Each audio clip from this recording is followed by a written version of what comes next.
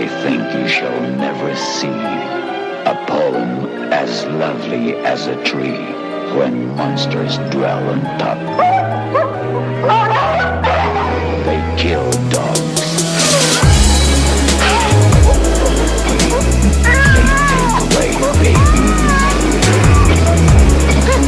Huwag kang maingay! Hindi ba sinabi mo sa akin?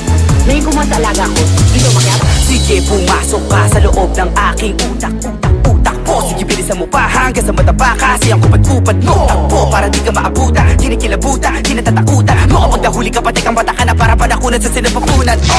Isa, dalawa, tatlo, kilala bilang mga siraulo, halata ang inakala na iba na di makapangyarihan ng mga ginayuma. Waksa ka mga talukas na mga masa, sana alam mga talaka, wala alam madala-tala tataka magkataka ng pababa hanggang sa hanggang na nawala hanggan. Puro mga ingiterong nabagot o mga feelingerong nayamot. Paano nyo ko hihilahin sa balong malalim eh hindi nyo nga ako maabot. Ratatatara, o di ba nakakatakot? Pag hindi nyo matatakasan ang boses na kabataan kapag sure hit ang mga pasabog. Sino ba yan? Sino ba'y baya? At sino ba yan? Na naman ang buong sambayanan. Kahit kang kumakabago makatao at makatarungan, ito na si Abra Tantananan. Di makatangkara pero nakaya na umakit sa pedestal at gumawa na himala. Tinatama ka tamatinig, nakakaiba talaga mag-isip espilet. Ang dami pero mga tumitingala.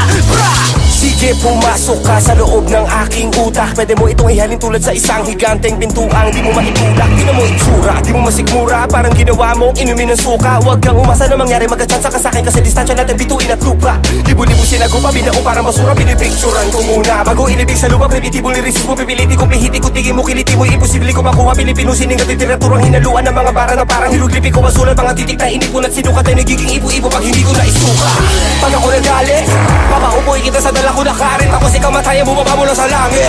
Alam mo ba kung bakit? Para sindihan ka ng buhay hanggang sa malaptos ang balat at bakal bumanganit. Pag parang kambing na yung amoy, papatay din ko yung apoy. Pala ko lang gamit. Sige, pumasok ka pa sa loob ng aking utak. Hinulman ang usok, kuya, Kiko at ni Tupac. Susubok natin at sukatin sa talampakan. Lupang makita nila lapas pwede ang taas. Maaari makapasok kasukal na pagpito ay nagsarado. Sigurado di na pwede lumabas.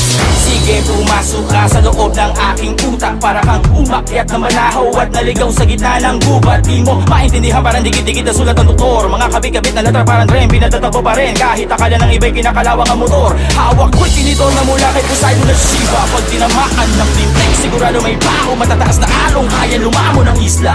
Salamat ginising mo ang pinakamatangkad sa limang daliri ko. Uso ata ang utak at puso mabato. Panahon pa yung ko. Basta mo ang sugat sa likod ng larawan ng mga multong di na nagparamdam. Dati binabahay ng pula, ngayon na may binabawi na ng mga itim na langgam. Naramdaman ang nagbabagang lupa mula sa balag ng shaman. Nagpatangay sa hangin hanggang sa mapagpad sa patag na dapat nakarapagdaan ko mga aso kumahoy. Yung iba nagkabas na palapit ko sa rol. Sinubukan nilang bukayin na lalim ngunit tatagpuan lang nila ay ang kanilang sariling atool. Tanggalin nyo na muna ang mga muta sa mata na nakabara. Hala sige maghilamos na makita nyo mga patay na istalang sumasabi sa kalbos.